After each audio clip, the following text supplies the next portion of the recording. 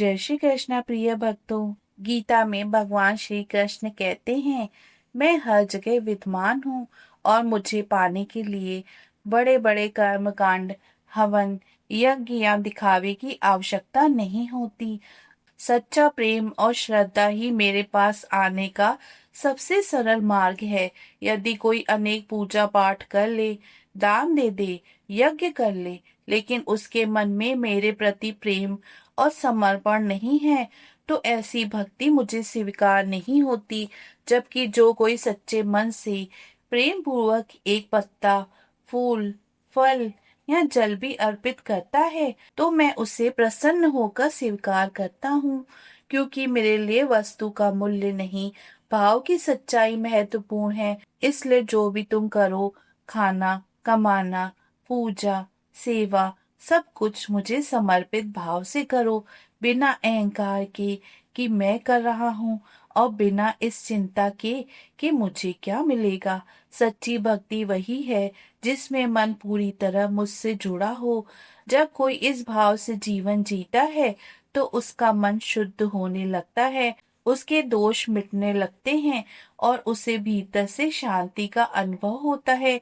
इसलिए मुझे पाने का सच्चा मार्ग कर्म कांड नहीं, बल्कि हर जीव में समान दृष्टि रखकर प्रेम और करुणा के साथ व्यवहार करना और हर किसी की जरूरत समझकर सेवा करना, क्योंकि मेरा वास भाव में है, प्रेम में है और हर एक के हृदय में है। सुबह का धुंधलका अभी पूरी तरह छटा भी नहीं था कि मोहल्ले के छोटे से मंदिर से घंटियों की आवाज हवा में घुलने लगी।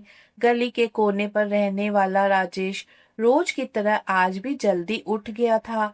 नहाया, साफ सफेद कपड़े पहने, माथे पर चंदन का तिलक लगाया और हाथ में फूलों की थाली लेकर मंदिर जाने के लिए निकल पड़ा। उसके चेहरे पर भक्ति का भाव तो था, लेकिन मन के किसी कोने में एक बेचैनी भी थी।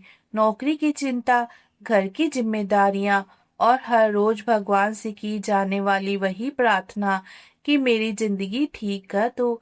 वह तेज कदमों से मंदिर की ओर बढ़ ही रहा था कि रास्ते में उसी पुराने बिजली के खंभे के पास एक बुजुर्ग अम्मा बैठी दिखी। कमजोर शरीर, फटे हुए कपड़े, आंखों में थकान और होठों पर एक ही विनती अटकी हुई, बेटा कुछ खाने को दे दो। उनकी आवाज इतनी धीमी थी जैसे हवा में खो जाने को तैयार हो, लेकिन उसमें एक अजीब सी पीड़ा थी जो सीधे दिल तक पहुंचती थी। राजेश एक पल को रुका। उसकी नजरें अम्मा के कांपते हाथों पर गई, फिर अपनी थाली में रखे फूलों और प्रसाद पर टिक गई। मन के अंदर जैसे दो आवाजें लड़ रही थी। एक कह रही थी पहले मंदिर जाओ, पूजा का समय निकल जाएगा, और दूसरी धीमी सी आवाज उसे रोकना चाहती थी, लेकिन उसने उस आवाज को अनसुना कर दिया। उसने हल्की सी नजर फेरते हुए कदम तेज कर दिए, जैसे कुछ देखा ही न हो। मंदिर पहुंचकर उसने बड़े नियम से पूजा की घंटी बजाई, अगरबत्ती जलाई, भगवान के सामने सिर झुकाया और मन ही मन अपनी सारी परेशानियां गिनाने लगा। लेकिन आज कुछ अलग था। मंत्र वही थे, क्रिया वही थी, लेकिन मन कहीं अटका हुआ था, जैसे कोई अधूरापन उसे भीतर से खींच रहा हो। पूजा खत्म करके जब वह बाहर निकला, तो कुछ पल के लिए उसकी नजर फिर उसी रास्ते की ओर गई जहां वह अम्मा बैठी थी, लेकिन इस बार उसने तुरंत अपने विचारों को झटक दिया और खुद से कहा, मैंने अपना कर्तव्य तो निभा दिया, अब बाकी भगवान जाने। और धीरे धीरे घर की ओर लौट गया, यह जाने बिना कि आज उसने भगवान को मंदिर में नहीं, बल्कि रास्ते में ही अनदेखा कर दिया था। अगले दिन भी वही क्रम दोहराया गया, लेकिन इस बार भीतर की खामोशी थोड़ी और गहरी थी। राजेश फिर उसी समय घर से निकला, हाथ में पूजा की थाली, लेकिन कदमों में पहले जैसी दृढ़ता नहीं थी। जैसे ही वह उस मोड़ के पास पहुंचा, उसकी नजर अनायास ही उस जगह चली गई। वही बिजली का खंभा, वही टूटी सी दीवार और उसी के सहारे बैठी अम्मा, जो आज और भी ज्यादा कमजोर लग रही थी। उनके होठ सूखे हुए थे, आंखों में रात भर की जाग और भूख साफ दिखाई दे रही थी। उन्होंने राजेश को देखते ही धीमे से फिर कहा, बेटा, कल से कुछ नहीं खाया, थोड़ा सा दे दे। इस बार उनकी आवाज पहले से भी ज्यादा करुण थी, जैसे हर शब्द में दर्द टपक रहा हो। राजेश के कदम अपने आप धीमे हो गए। दिल में फिर वही द्वंद्व शुरू हो गया। एक तरफ मंदिर की घंटियां उसे बुला रही थी, दूसरी तरफ उस बूढ़ी अम्मा की लाचारी उसे रोक रही थी। उसने एक पल के लिए सोचा कि थाली में रखा प्रसाद ही दे दें, लेकिन फिर मन ने तर्क दिया, ये तो भगवान के लिए है, इसे कैसे दे सकता हूँ, पहले पूजा जरूरी है। और उसने अपने ही विचारों को सही मानते हुए नजरें झुका ली। वह बिना कुछ कहे आगे बढ़ गया, लेकिन इस बार उसके कानों में मंदिर की घंटियों की आवाज नहीं, बल्कि अम्मा की धीमी पुकार गूंजती रही। मंदिर पहुंचकर उसने फिर वही सब किया, फूल चढ़ाए, दीप जलाया, हाथ जोड़कर खड़ा हो गया। पर आज उसकी आंखें बंद होते ही सामने भगवान की मूर्ति नहीं, बल्कि उस अम्मा का चेहरा उभर आया, उनकी कांपती आवाज, उनका बढ़ा हुआ हाथ। राजेश ने जल्दी जल्दी मंत्र खत्म किए, जैसे खुद से भागना चाहता हो। पूजा के बाद भी उसे शांति नहीं मिली, बल्कि एक अनजाना बोझ उसके सीने पर बैठ गया था।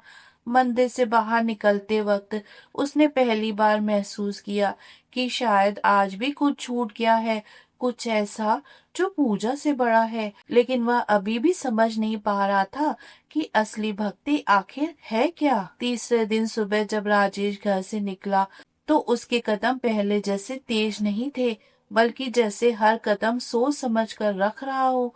मन में एक अजीब सी खामोशी थी, और कल की बातें बार बार याद आ रही थी। जैसे ही वह उस मोड़ पर पहुंचा, उसकी नजर फिर उसी जगह गई, लेकिन आज दृश्य और भी दर्दनाक था।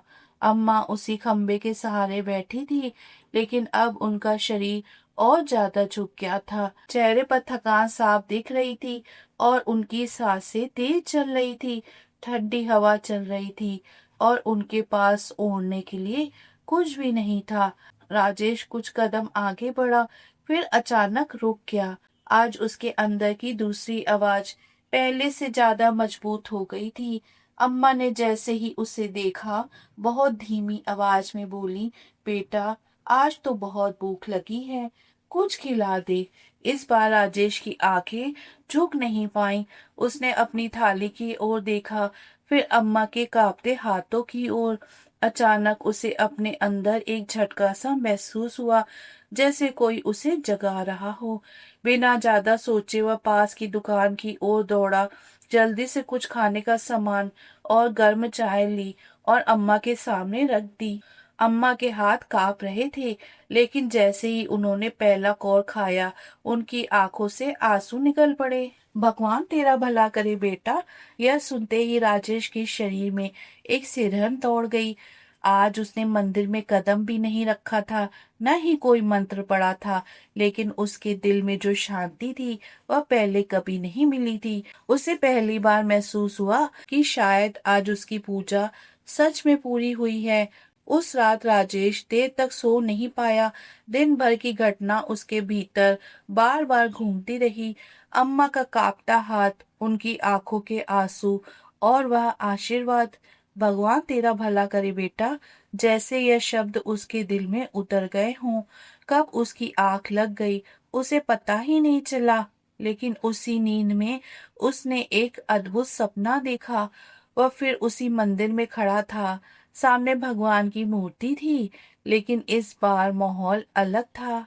एक अजीब सी शांति, एक दिव्य प्रकाश।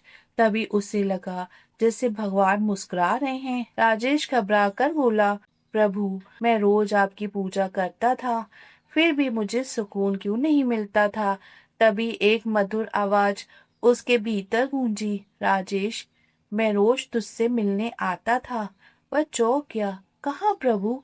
आवाज आई, उसी अम्मा के रूप में। लेकिन तू मुझे छोड़कर मंदिर चला जाता था। यह सुनते ही राजेश की आंखों से आंसू बहने लगे। उसी पल उसकी नींद खुल गई। लेकिन अब सब कुछ बदल चुका था। उसका मन हल्का था, आंखों में समझ की चमक थी। आज उसका विवेक जाग चुका था। वह तुरंत उठा और बिना देर किए उसी जगह पहुंचा। लेकिन आज वहां सन्नाटा था। पास के दुकानदार ने धीरे से कहा, बेटा, वह अम्मा अब नहीं रही। यह सुनकर राजेश के पैर जैसे जम गए, लेकिन इस बार उसके अंदर पछतावे के साथ साथ एक गहरी समझ भी थी। उसने आसमान की ओर देखा और मन ही मन कहा, प्रभु, अब समझ गया हूँ, आप मंदिर की मूर्तियों में ही नहीं, हर उस इंसान में हैं जिसे मेरी जरूरत है। उस दिन के बाद राजेश की जिंदगी बदल गई। अब उसकी पूजा सिर्फ मंदिर तक सीमित नहीं रही, बल्कि हर जरूरतमंद की मदद, हर सच्चा कर्म और निस्वार्थ भावना ही उसकी भक्ति बन गई। प्रिय भक्तों, भगवान को पाने के लिए सिर्फ पूजा पाठ नहीं, बल्कि हर इंसान में भगवान को देखना और उसके साथ प्रेम और करुणा से व्यवहार करना ही सच्ची भक्ति है। जिस दिन आपका दिल दूसरों के दर्द को महसूस करने लगे, उस दिन समझ लीजिए कि भगवान आपसे दूर नहीं, आपके अंदर ही है। हम आपसे फिर मिलेंगे। जय श्री कृष्णा।